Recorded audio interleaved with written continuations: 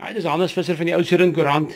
Toe ek die vorige keer hier by Anton was om een van sy beeldhouwerke af te neem, Anton Roots hier buite by Shadowlands, het ek beloof ek gaan 'n storie doen oor die gitare wat hy maak. Hy maak gitare van alles, van ligfilters van motors, bedpanne uit hospitale uit, ou koperpanne.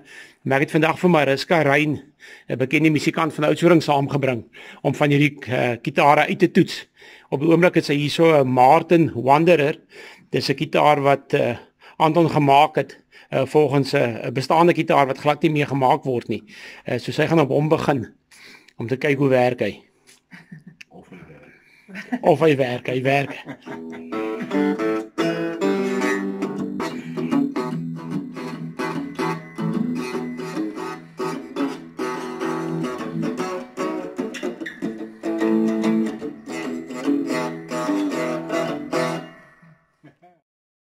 Goed, die gitaar wat Mariska nou daar is van 'n ou koperpot gemaak en dele van deure en deure van laaie.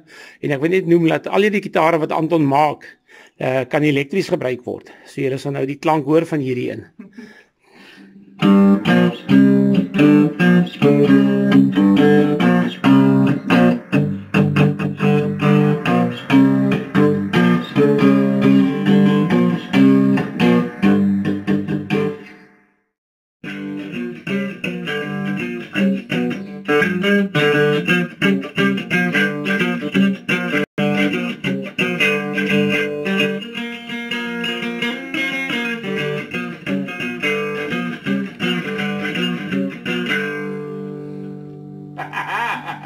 Ek soek so 'n stukkie weg. Hy kan. Ja.